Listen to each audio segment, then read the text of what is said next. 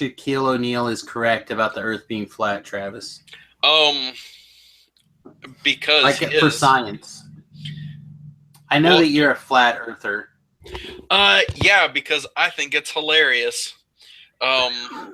Clearly, it's going through space and time really efficiently, and frisbees also go through space and time really efficiently. So by judging off of those two things exclusively, the Earth is flat like a frisbee. I was just gonna say, like, it cuts through space with less wind resistance because it's flat, right? Right, just like a frisbee. Right. I always say when people argue with me about the Earth being flat, I'm like, I can prove to you the Earth is flat. You have a quarter, and then I inevitably get a quarter or something, and I flick it so it spins around real fast, and I'm like, see? That's how I prove that when the Earth is flat. Oh my god. Oh, this is the best. I love the flat Earth theories. They're so good. Dude, I love all the theories. Everything can be good. So, an interesting thing, completely on topic, as you know, my brain is. Why do we have so many idioms about horses in the English language? I mean, probably because horses are like they're that middle part of a culture. Like without horses, we probably wouldn't have advanced. I mean, look at Europe versus North America, right? Like Europe, all sorts of civilization occurred because we had this additional horsepower. Where in Native America, they couldn't even figure out how to make a wheel because there's no horse. Like the just civilization just stagnated into like slavery and war amongst tribes, as opposed to like putting something together so you can make awesome machines of war and castles and shit. While still having slavery. Well, yeah, I mean, naturally, there's slavery everywhere. Slavery isn't a part of that equation at all. I mean, we enslaved the horses, bro. The horses. But you also just said that, you know, slavery and war as compared to slavery, war, and building stuff. Exactly. So really, the war and slavery had nothing to do with the horse. I mean, I'm pretty sure they are all connected. Speaking of horses, why is it that they are the only things that they're the only things that don't go off the metric or standard system of measurement? Well, I mean, because they were horsepower, right? They had to have their own. No. I'm talking about like lengthwise. Oh, you mean like their hands? Yeah, they're measured by hands. Everything else is, you know. That's not true. Oh, it is. What other thing on this planet is measured outside of metric or standardized measurements? I have to think about it. I feel like phantoms, right? Like, so you've got, you know, like depths sometimes are measured in different things. You've got like speeds, knots and shit. Like those really aren't really measured in that way. Right, but they're translated to miles per hour or kilometers. So, also, inches are translated into our hands can be translated into inches. Like if you look it up, they define. Yeah, but they don't. Well, I mean, they can. Well, they can, but they don't. Well, I mean, so can phantoms. Like so this knots. horse is 43 hands tall or whatever. I don't know. That might be a bit big, but yeah, you know what I mean. It's like they're just like, no, the horse is this tall. A 43-hand horse would be really big. That's just the first number that came to my head. So It's probably more like 15. I don't know. That's probably closer. Yes. That'd be a really damn big horse. The great horse. The big wooden horse that had like 40 some dudes in it wasn't 42 hands high, but that's okay. But this is not a historically accurate podcast, nor a podcast that has facts in it. This is this week's episode of Two Trolls and a Brew, episode 76, Crackin' Packs, subtitled Another Look at Aether Revolt Draft. So I'm super excited. This was a good weekend for me. First of all, I got a couple of boxes of Modern Masters 2017. Opened some packs because I'm dumb. Hell And yeah. and then I also got to do an Aether Revolt draft on Friday, which was sweet. We had enough people where we actually split into two smaller tables, which was kind of but that gave me an opportunity to like draft a really interesting deck that I kind of want to talk about as a potential strategy going forward. And I got to hang out with a lot of people I don't get to see, like Bilal, who happens to be in the chat. If you would like to be in the chat, youtube.com/SamusGurobo for when we go live. It's pretty easy. Jump in there, be part of the action. Bilal is trying to school me on Native American history, which I don't know about you, but I got all of my information about Native American history from Captain Planet. So, I mean, for science, right? Wow, you got all of your history from the shittiest superhero ever made. Come on, man. Captain Planet, he's my hero. He's going to take pollution down to zero. He is a pile of crap. Yeah, I'm not a big Captain Planet fan. But I wake up in the middle of the night with the that theme song playing through my head, and I can't do anything about it. It's really sad. A cold sweat in the middle of the night. I'm like, green mullets, no! All right. Shall we get into the troll cards this week before I go down even further in the Captain Planet mythos? Yes. All right, sweet.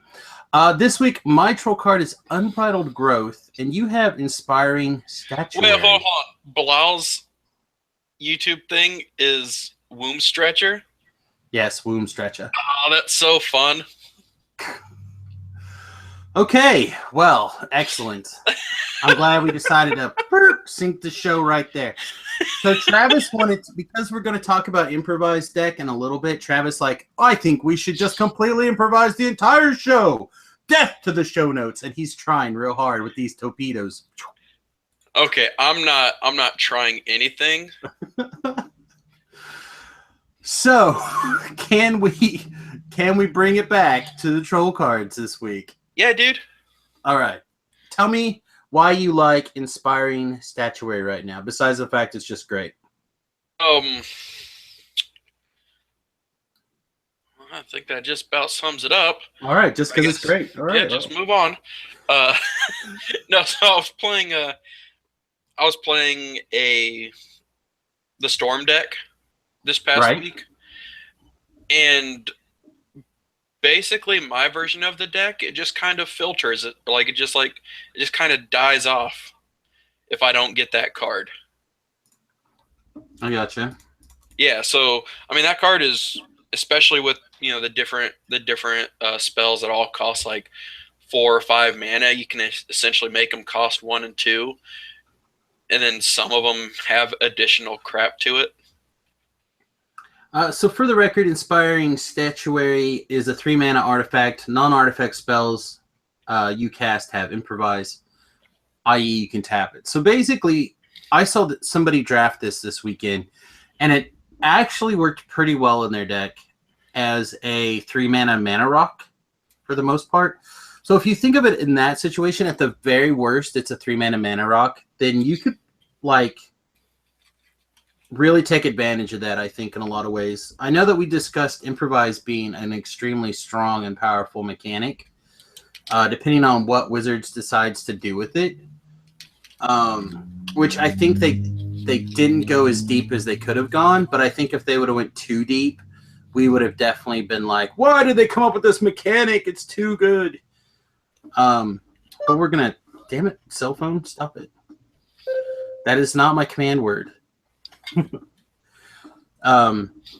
So yeah, I don't know. I would like to see more improvised stuff. I think there's a fine line in here, but I think we missed it. I would have liked to have seen an improvised burn spell, right? Kind of like Stoke the Flames for Convoke. Right. I think we could have. I think something like that would have been okay. But I don't know. Maybe not. I don't know. How's it working out in your deck, other than the fact that you obviously really like it? No, it's working out really great. Every time I get it, I just win. See, so it kind of makes me, I don't know, wonder if it's maybe improvise is too good, because if all your spells suddenly have it, then you just always win. Maybe that's not what we're looking for. I don't know. Why would you not want to look for that? I mean, from R&D's point of view, I don't want a mechanic so strong that it just always wins. Oh. Right? Kind of like Phyrexian mana, right? Like Phyrexian mana is too good, in my opinion. Like, we're not allowed to have Phyrexian mana spells anymore, right? Like, there's still some that we can use. I mean, we can't use the blue ones. Okay. I suppose that's true. You just can't use blue. Right, but you still have the other 4 colors that you can use. That's true. Like the mutagenic growth, that's I almost think it's too good. I almost think mutagenic growth is too good. And what about surgical extraction? I'm pretty sure that is also too good. What about Apostle's Blessing? That I think is probably about right. All right, and then Gut Shot. Gut Shot I also feel is about right. What if the Gut Shot was like a shock instead of a 1 damage? Like, I'll take 2, you take 2. I think that'd be okay. Yeah, it's like, let's both hurt. Yeah, like, I'd be okay with that. There you go, Wizards. Bring back Gut Shot, except for stronger. There's also like what is it? Like a 1-turn reanimate?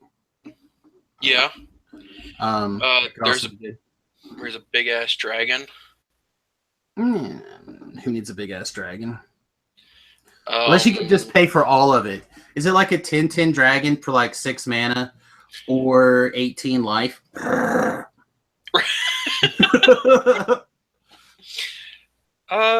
it's like a 4/4 with Phyrexian fire breathing that cost 4 and 2 Phyrexian red.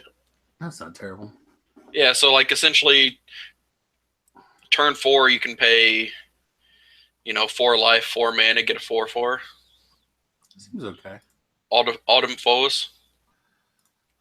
So yeah, I don't know. I'd like to see more inspiring Sanctuary-esque effects and see what happens.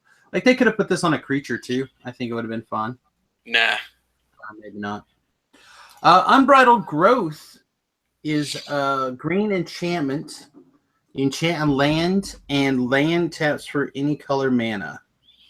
And then you also have the ability to sacrifice the enchantment to draw a card. This thing was insane for me this week. And we'll talk about why. I guess we can just go right into it right now. I had this insane draft pool. So kind of follow along with me and tell me what you think here. Okay. Pick 1, pack 1 was a bunch of not good cards and Brawl's Expertise. All right, I'm with you so far. Right. Pack 2, Viet, who was on my right, passed me Rogue Refiner and a bunch of nothing. Right? He took the rare. So I'm like, okay, Rogue Refiner. Right. Then there were no green cards and there were no black cards. There was no green cards and there was no blue cards. Okay. I'm like, all right, well, whatever. So I took a Daring Demolition. What's that? That's the 5 mana sorcery, destroy target vehicle or creature. Okay. So just like your generic removal.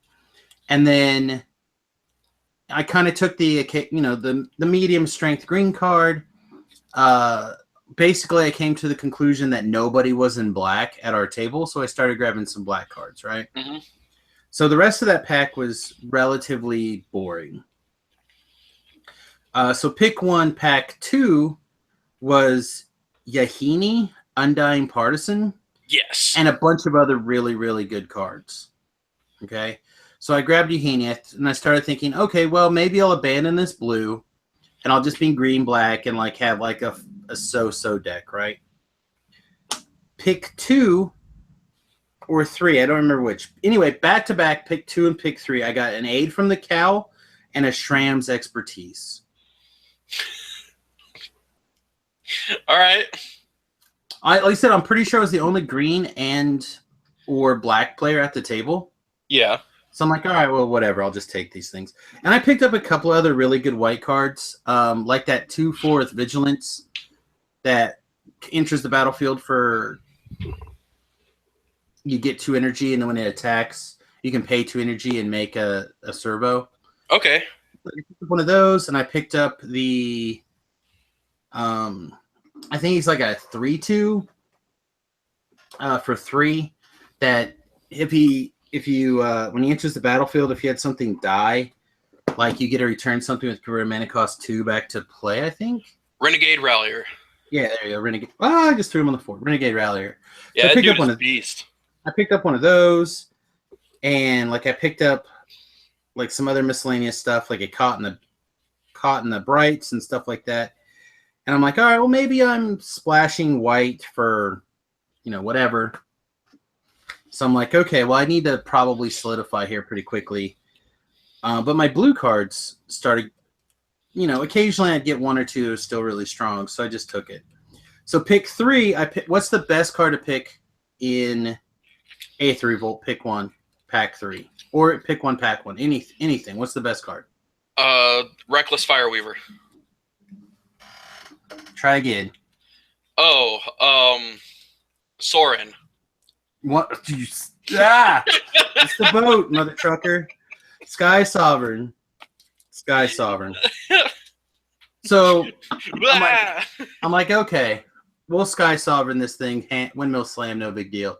I've got enough creatures. I can make it work. It'll be fine. So then my Viet, who was on my right again, who was definitely in blue-white, right? Definitely 100% in blue-white. I could tell from the cards that I was not seeing pick 2. I knew that it was him. Proceeds to pass me a confiscation coup. Pick 2. And I'm like, what? No, this is wrong. Well, turns out he thought he had the 1/1 that becomes a 4. When you have an artifact, it gets pumped when you attack. Right. Can't remember what that's called, but he thought he was taking that and passing me the coup. Well, it turns out that was not the case. A few picks later, I pick up a Marionette Master. And then I was able to pick up a Whirler Virtuoso, 4th pick from the end or something. Just like an insane card. So basically what ended up happening is somewhere in the middle of pack 2, I decided I was probably going to be 4 or 5 colors pretty easily. Because the card quality, I felt like I just had insanely powerful cards if I could get them all cast. Right? So I started prioritizing things like Unbridled Growth, Prophetic Prism, and Attune with Aethers, really high. Yeah, whenever I saw them. Basically took them over anything except for a bomb. I just took fixing over pretty much everything. And I ended up 4-0ing the tournament against really, really good other decks. So Remington's deck was probably a solid 8 out of 10 or even 9 out of 10. Nathan drafted a very, very synergistic, very powerful deck. I'd probably put it a 7 out of 10. The power level of my individual cards were very high, but there wasn't any real synergy involved. Or at least I didn't think there was. But if you ever browse Expertise, pick up a lot of their stuff, drop a Yahini with an 8 of the Cal, attack, and then sacrifice something, and then flip over something like a Sky Sovereign, get you there. Life's real good. Right. So yeah, I don't know. I felt like this is a deck concept that I used to love in cons, right? Just taking all the fixing and then in pack 1, and then pack 2 and 3, just take anything, everything that's good. Right. But I never tried it in Aether Revolt draft. But I was kind of forced into it this last week.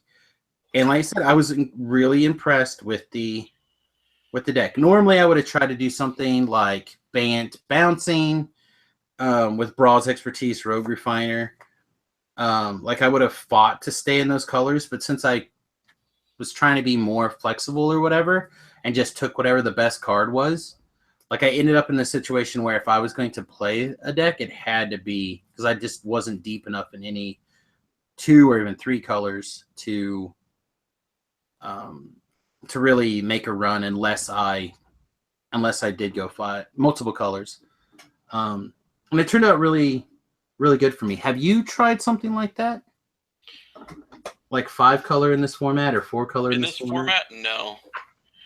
Um, the only way I'd see that being possible is if it was Kaladesh only, and that's because you have a better chance of getting ether hubs, um, attune with ether, and the 2/2 that uses energy to make any color.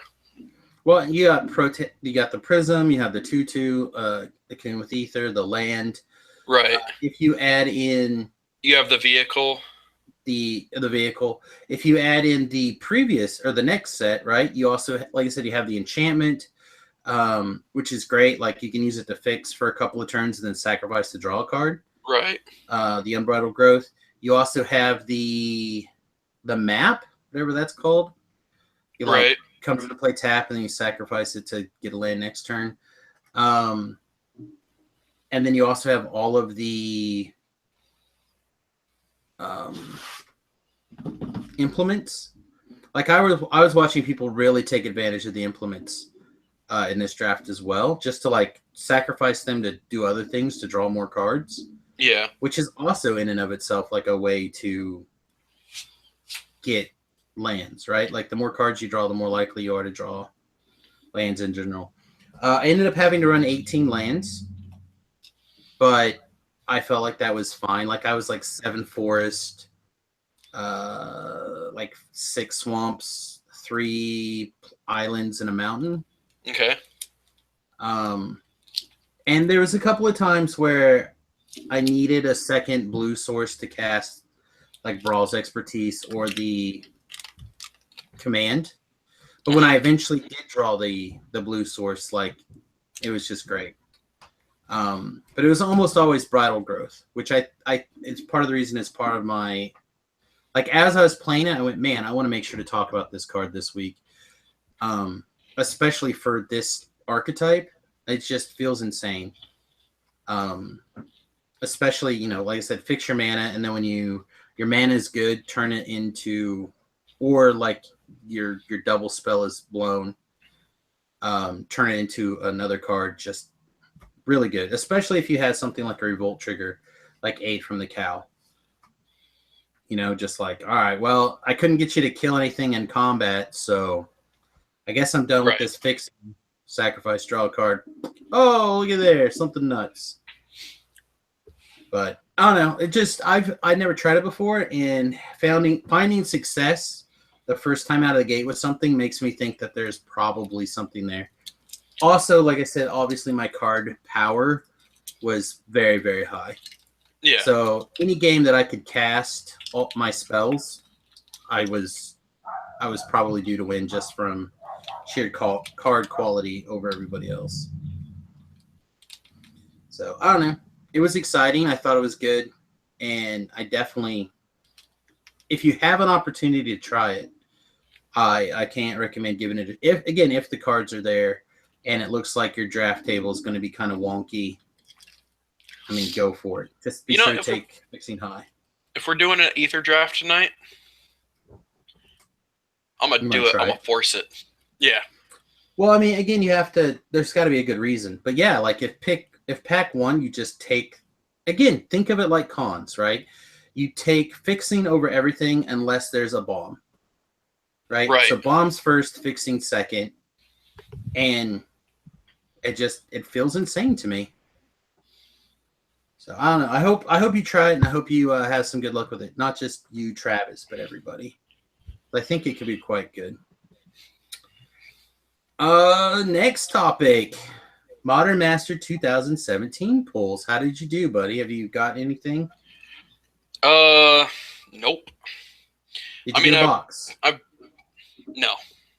Okay. Basically, I'm doing the sealed event that we have going on. Okay. And I didn't get anything good out of that. So no hopefully, yeah, no money cards. So hopefully, I have enough synergy with the Abzan build that I got going that I can just win packs. So this is like a league, like Yeah, a sealed league. yeah. We should look at that. Like, I think that can you? How is it set up for there? Um, Basically, it's set up so you obviously get your 6 packs to build a deck, and then it's like you only get like 5 matches a week, Mm-hmm. and then at the end of the week you can buy another pack to add to it, and then like after the month or however long they're doing it, the person with the best record, they do it that way.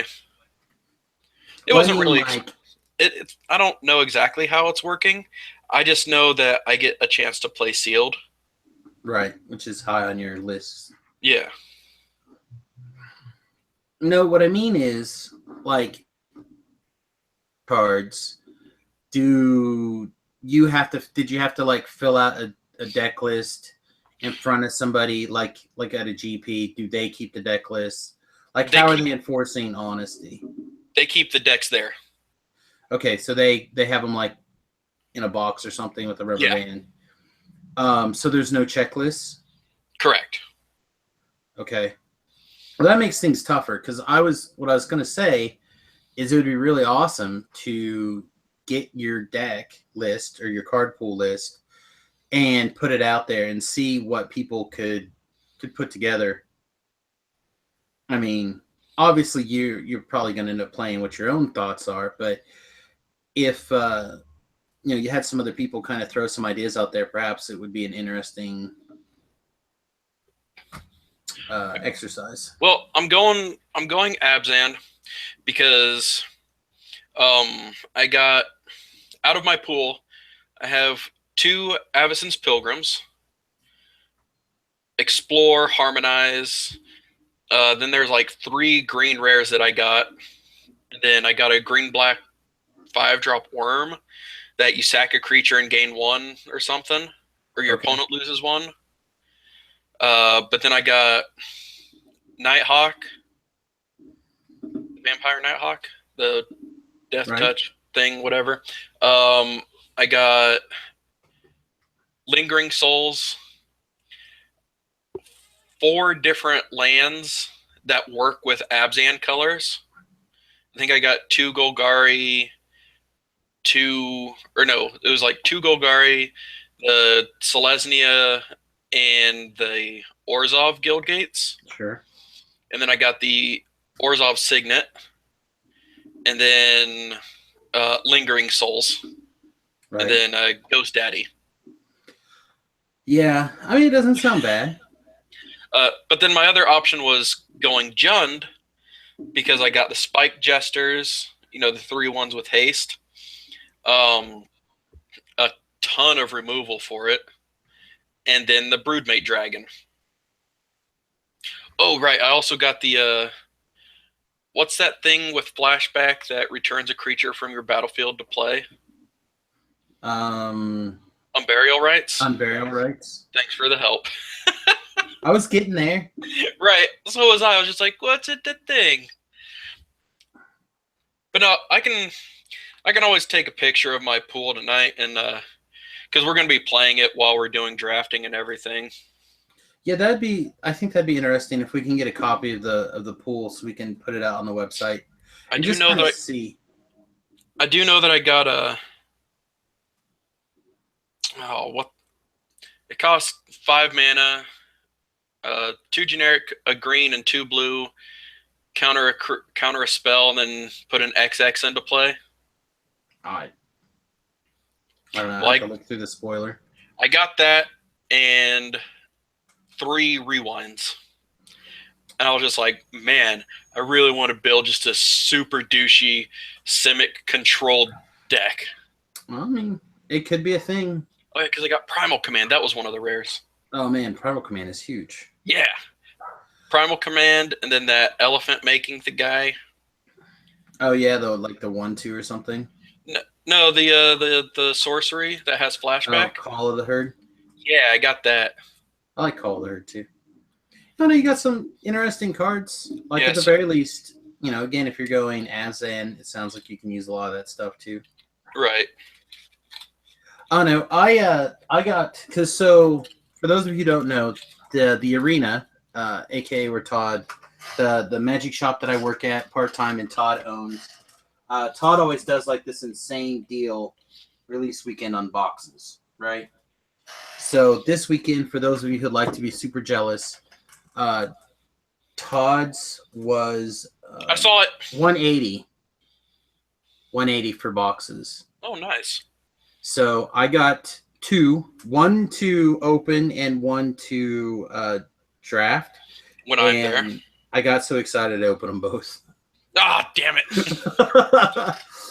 So basically, I have my pool separated by box, and I thought we'd just kind of look at some of the highlights. I got a Scolding Tarms, a Verdant Catacombs, a Blood Moon, a Goblin Guide, and a Damnation, an Embala, and a foil Stony Silence. Neat. Out of one pack. Also, like a Grafdigger's Cage. Oh, that's the other thing I got. And then a few other things, including an Inquisition of Kozilek and a Path to Exile. So, like, the box was okay. It wasn't great. Like, I saw a bunch of people opening boxes, like Bilal, for example, who was just like, oh, here's my play set of Fetchlands and the Tarmogoyf and Liliana of the Veil foil. But, I mean, it was okay. It was a good box. Seems fair. So then box number 2 was a Misty Rainforest and Aran Mesa, a Snapcaster Mage, foil Past in Flames. In the same pack, the wife opened a foil Cruel Ultimatum and a Cruel Ultimatum. Nice. Foil Summoning Trap, regular Summoning Trap, and then it kind of goes downhill from there. So yeah, it looks like from my point of view, it's going to be also a second Inquisition of Kozilek, which is a card that I need. So, like from my point of view, it looks like I probably got like the low end of the case. So my friend LJ, who's got the other box, is probably going to get like an insane box. Right, he's going to get 6 fetch lands. Yeah, he's just going to get the nutters.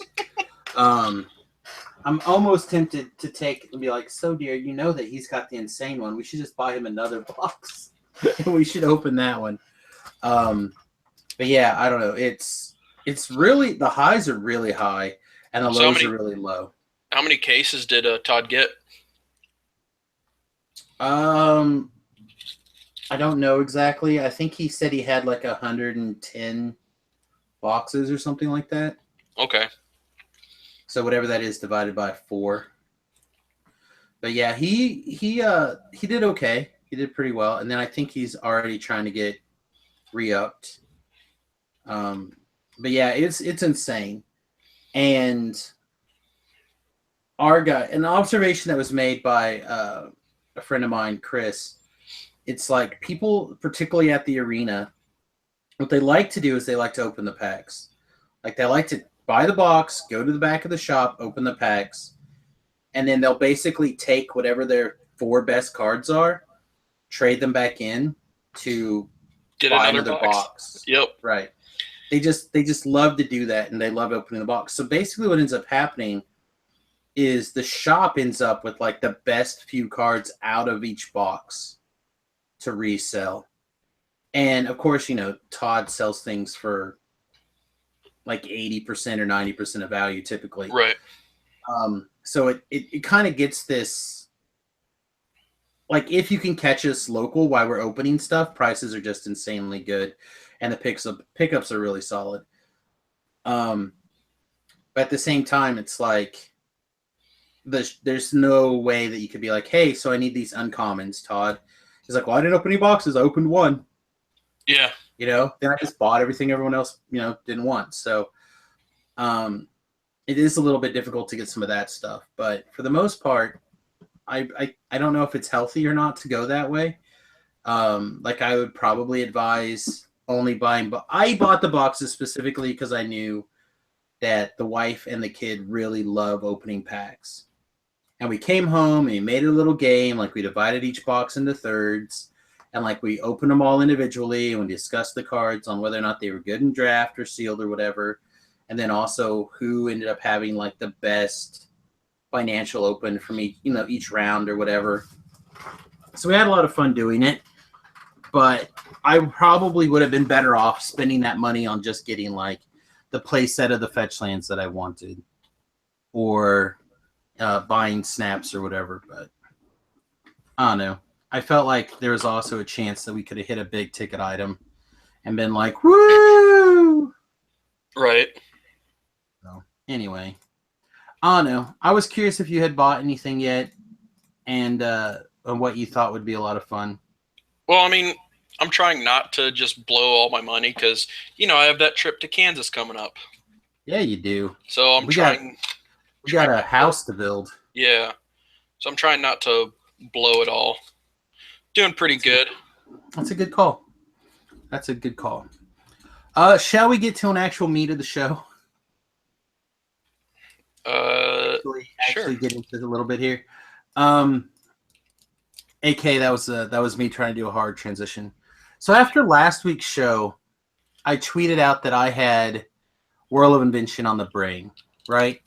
I had World of Invention on the brain, and I really wanted to build some sort of like artifacty, improvisy, control-y type thing. And I tweeted out this deck list after talking with a couple people on Twitter about it for a little bit. So I've got Foundry Inspectors, Nauseous Gearhulk, an Omnixilus Reignited, Tezzeret Master of Metal, Battles of the Bridge, Fatal Push, Metallic Reboot, Whirl of Invention, Braw's Expertise, Metal Spinner's Puzzle Knot, Prophetic Prism, Aether Flux Reservoir. Basically, my idea was when I started tweeting it was like I really wanted to do. I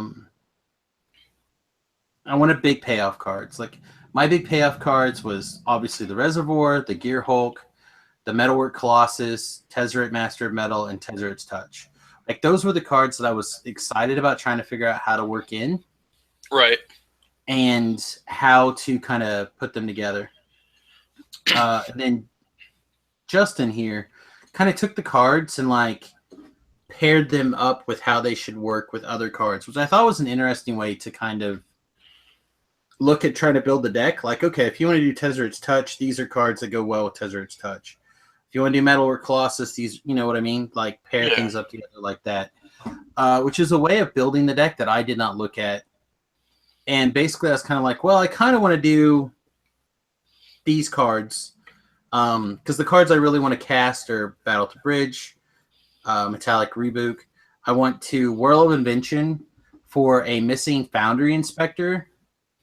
Like go to 2 Foundry Inspectors and just be like, drop all these puzzle knots and all these prisms and just be like, and draw my whole deck and hopefully hit a reservoir and like go off, you know? Right.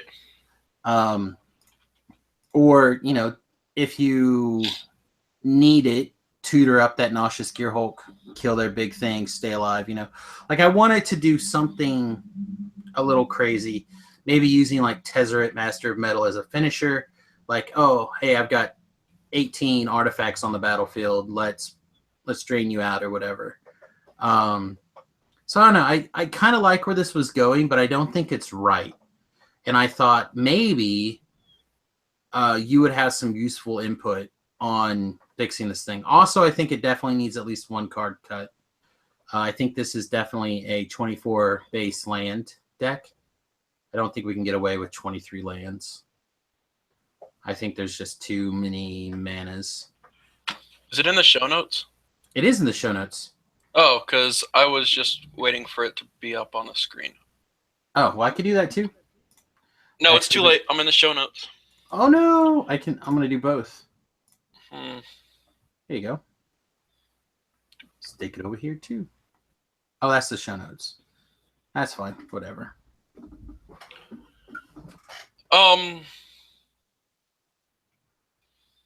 I think there needs to be 2 Battle at the Bridges in the side in place of like 2 different artifacts. You think what needs to go on the side? Battle at the Bridge. Or maybe something else that like draws or just... Well, you have 8 card draw spells. Yeah, I need more. Um, plus Brawl's expertise is essentially a card draw spell. Need more. But Battle of the Bridge is a life gain spell. Yeah, but so is a Noxious Gearhulk. Correct. So you have and Aetherflux Reservoir. Yes, that's part of the idea, was to make sure that you have plenty of ways to stay alive. You have 2 Obnixilis to draw spells to draw also. There's a lot of ways to draw in this deck, to be fair. Now you could tell me add in 2 Ornithopters. Inspired Sanctuary. 2 Ornithopters. What would that do except give another target for removal spells? I didn't even see that there's no Tezzeret's Touch in here. There's not a Tezzeret's Touch in there. Those were all cards that I kind of thought it would be interesting to put in. Mm-hmm. But again, as I started going around and trying to figure out what exactly it was that I wanted to do, I just kept going back to this key. And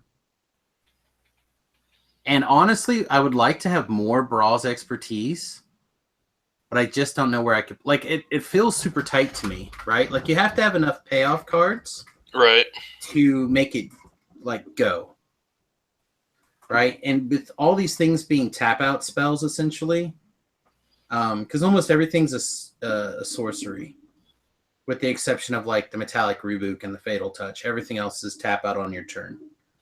Right.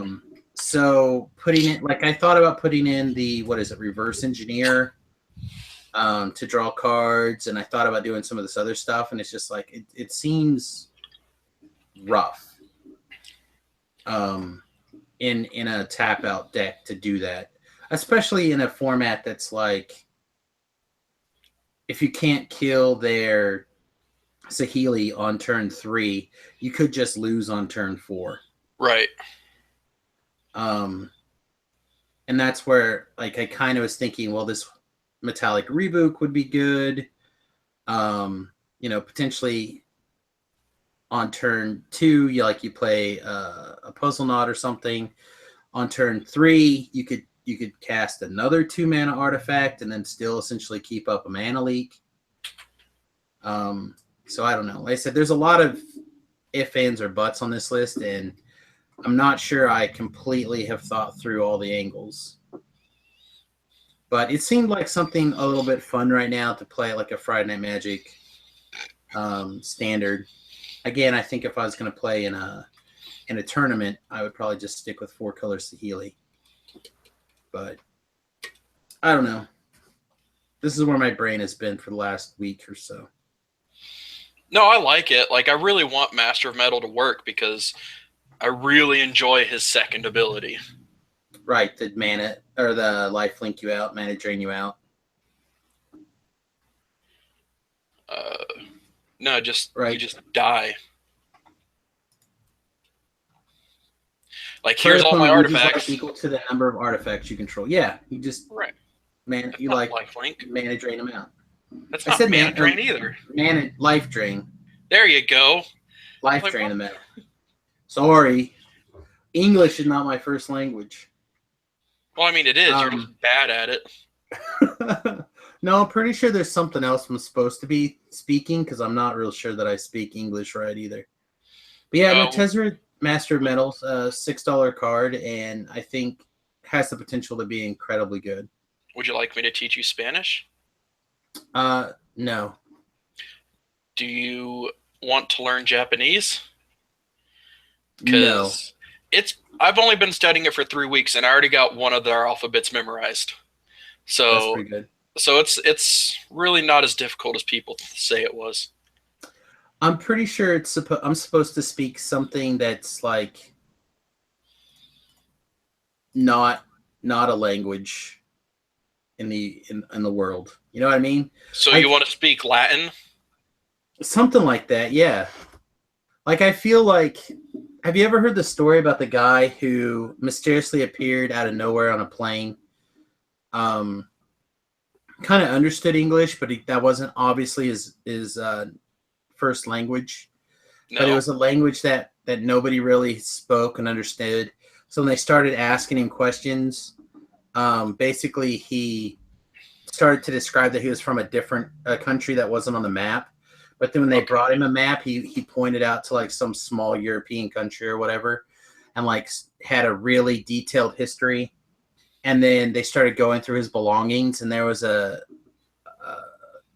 unreleased Beatles record in his back in it, like a tape that that basically was an album that never was released by the Beatles. Okay. And then he just disappeared from TSA lockup. So did they keep the Beatles record? From my understanding, I think that needs him to be and all of his belongings disappeared. Wow. Like out of TSA lockup. Shit to me. I'll try to find the stuff for you. I think that the Beatles album would have been released immediately because everybody loves that overrated band. This was like a long time ago too. Doesn't matter. This is before the time of the internet where everything just would have went bloop and would have been out on the internet like in a matter of seconds, like hashtag Twitter. Twitter discovers secret Beatles album or something, you know? Right. I don't know. I'll see if I can dig that up, and if I can, I'll stick it in the show notes, and I'll Facebook it to you. So I wanted to look at one other deck here, a modern deck, which it's got a lot of the cards in it that I think is kind of sweet. I'm going to post it up in the chat room. Of course, it's in the show notes as well. It's over on MTG Goldfish. It came up today. I think they wrote an article on it today. It's called Smallpox Modern. I'm with you so far. Yeah, that's kind of what I thought you would say. Where's it at? It's that yeah, right there. It's that link right there. So this thing is Dark Confidants, Monastery Mentors, a single Liliana, not Linvala, one Elspeth Knight Errant, 3 Sorens, Lord of Innistrad, Fatal Pushes, Inquisitions, Mana Tithe, which is one of the things that's got me so excited about this deck. Thought Seizes, Collective Brutality, Go for the Throat, Smallpox, a Death Cloud, 3 Lingering Souls, a Murderous Cut, and of course, sweet lands like Flagstones of Trokar. So I'm really drawn to this list for a lot of reasons. One, I have most of it, which is basically my checklist for whether a deck is good or not. Like, so the cards that I'm missing are these Planeswalkers, but I have everything else now, basically. And I'm already working towards getting Liliana's, and I have some number of these Sorens, but I think probably could get some more. And I'm not sure you even want this 4 mana Elspeth as opposed to the 6 mana Elspeth. Right, the 6 mana seems better because she makes all the dudes. Well, not only does she make all the dudes, but like in our meta in particular, Eldrazi Tron is a thing. So being able to, not just Eldrazi Tron, but just ban Eldrazi, blah, blah, blah. So her minus ability to kill things with a power 4 or greater is also very, very good. So yeah, I don't know. I like the way this is looking. The concern for me is Dark Confidant plus Murderous Cut. To be really fair, there's not a lot of life gain back out of this except for the 4 mana Sorin. So I'm not real sure how you just stay alive if your Bob kind of goes to town on your face. But I like it. I think that also should be noted, like if they killed a Confidant or not. Because I mean that card has always had I'm going out of control now. You better deal with this 2-drop or else.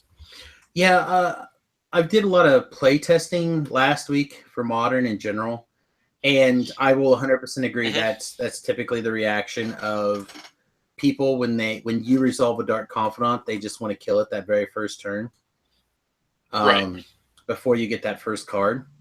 But at the same time, it's like I don't know. Maybe sometimes you let the Bobs go to town on their face.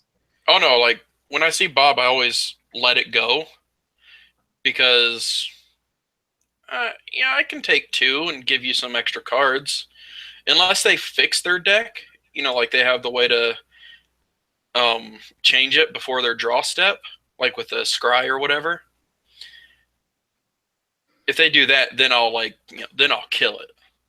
But otherwise, I just let them take damage. The thing I really like about this list, also directly relating to the Dark Confidant, is you have Smallpox to sacrifice it, Death Cloud to sacrifice it. Like you have so many ways that if you want to keep it around, you can, or if you need to get rid of it, you should be able to get rid of it. For right, you even have a collective brutality. Right, like if you really have to, you could brutality it. But basically, you really want to use one of these 5, or even Liliana, right? Right. Now that's one-sided. Target creature. You can still target yourself. You can, but I mean, it for a value kind of thing, right? With Smallpox or Death Cloud, you're like, oh, well, I'm going to make you get rid of a creature, and I'm going to get rid of this Bob that's about to kill me. Right.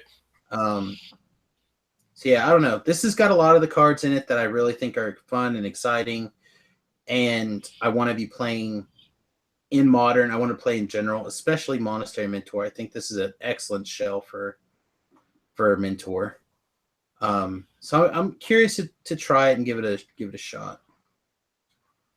I don't know. Do you have any wildly good thoughts about this? This also have 2 Tectonic Edge.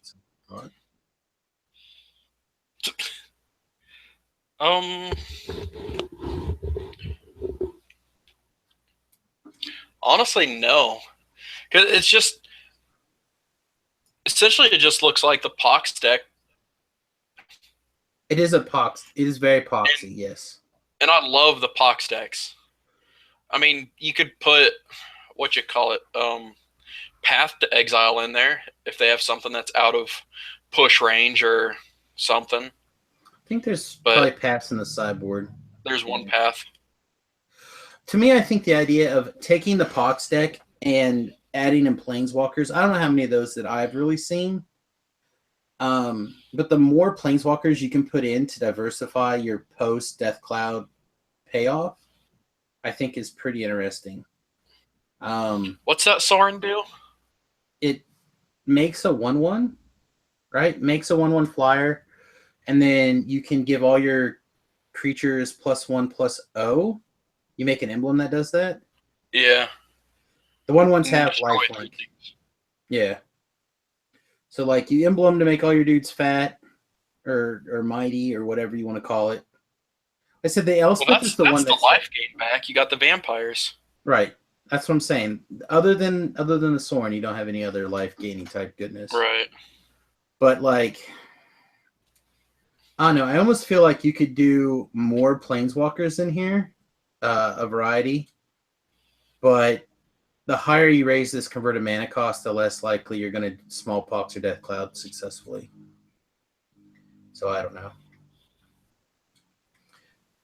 It's interesting. You know what could be really exciting in this deck though? Splashing like a small amount of green for what's the enchantment that lets all your creatures be birds of paradise? Siege Rhino. Yes, exactly. Cryptolith rights. Yes, thank you. Cyborg, like having access to that, so all your lingering soul tokens and all of your monastery mentor tokens, etc., can just generate you an insane amount of mana. Like, seems very good. Seems quite exciting. I don't know how easy it'd be to actually get a hold of that spell, but it could be good. I don't know. That's basically all I have this week. I mean, basically. Do you have anything you'd like to add to this week's show? Captain, let's just improvise the whole show. Nah, man. We're good. Okay. Well, as always, you can check out samusgrobo.com for this and all past versions of the podcast. Of course, you can check us out at youtube.com/samusgrobo. If you'd like to send us an email, I got a lot of Facebook messages this week, like people wanting to know when we're going to record. And when I told them today, they're like, "Oh man, I'm not going to get my deck list in time." I'm like, well, you can do it next week. It's fine. So the number 2, trollsbrew@gmail.com, and we'll discuss all these sweet deck lists next week. Twitch.tv/SamusGarobo if you'd like to check out my daily Twitch video game streams. I'd appreciate doing so, at least popping over there and giving me a quick follow, because I'm hoping to pay my bills that way eventually. And in a couple of weeks, I will be doing a Magic the Gathering online fundraiser to where I'm going to hit like a critical mass of donations, and I will invest all of those dollars into Moto decks, probably like Pauper and Modern and things that don't rotate a ton. So, or at the very least, more inexpensive Magic Online lists, and try to stream Magic Online more often. Also, twitter.com/turtlepower319. If you'd like to see the shenanigans that Travis puts out there on a weekly basis, it's pretty insane. But it's pretty entertaining. Also, of course, you can follow me at Samus Garobo for deck discussions and stuff like this as it comes up. So anything you'd like to add before we move into this week's game, Travis? Nah. You can just say no. Okay. So after this week's insane polls, I've noticed an awful lot of people wanting to know, like, what's the best card that you can open in, say, like an Aether Revolt draft.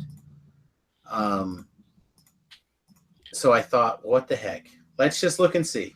So I pulled up all of the mythics in Aether Revolt, and I picked up and I did a search for all of the rares in Aether Revolt. So what card do you that's not a masterpiece are you most interested in opening? Pick one, pack one in Aether Revolt. To win the draft, not for the money value, because otherwise, like card a key run, right? Right. So if I'm just, if it's pack one, pick one, I want out of these the Herald of Anguish or one of the 2 Planeswalkers. Okay. Herald of Anguish is an excellent choice, in my opinion. 5/5 improvise, flying creature.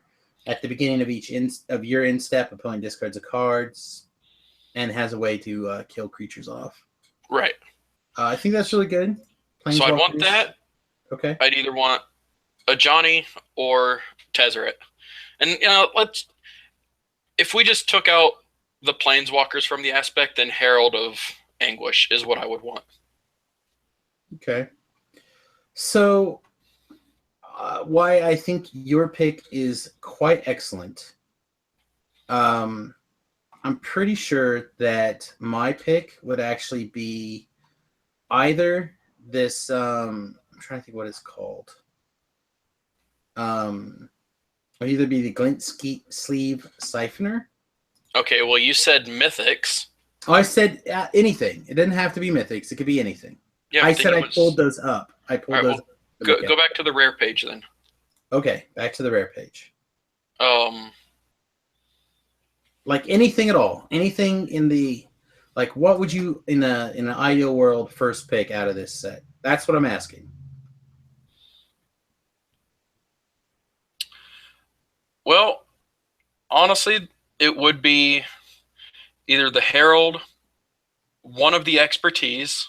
It honestly doesn't matter which expertise because you can just build around it. Or the Walking Ballista. Okay.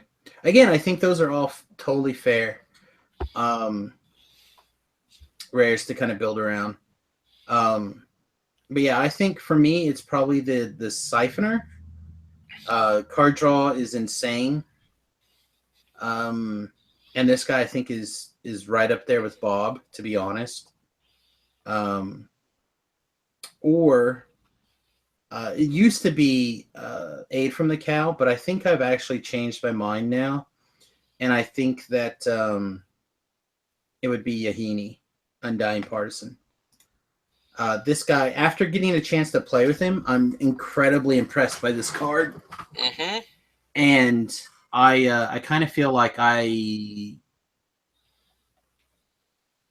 poo-pooed him a little bit before. I'm like 3 mana haste 2/2, like whatever. But this thing can be very nuts. And I think I got to kill like 1 creature with it out on the battlefield, maybe 2. I think maybe at the most it became a 4/4. But in a constructed deck, like I really want to try just like an insane aggro control deck with like 4 fatal pushes, battle from the bridge. Like I don't even know if battle from the bridge is right, but like just kill all of your dudes for like 1 or 2 mana, and then just make this Shihini huge and just like go to your face for days. Like I don't know, maybe some red black vampire list is the thing. I know a lot of people are kicking around a vampire deck right now in standard. So like I don't know, I'm just super impressed with this card. And he's super high on my list. He's also real easy to just fit into anything. Yeah. So I don't know. It's between those 2 cards for sure. The Glint Sleeve, Siphoner, and that card, I think, for me. But yeah, I don't know. Anyway, I was curious because again, after this last week, it is basically I've gotten to draft like 3 times this year so far, and just because we've had like I would make an odd number of people drafting, and there's absolutely 0 reason for me to be the odd player at the arena, other than the fact that I just want to play, which is not necessarily the best thing for me to do. So I don't know. I'm excited to draft and actually get a deeper look at the format. So I don't know. I thought I'd ask that question as part of this week's show. Close the show.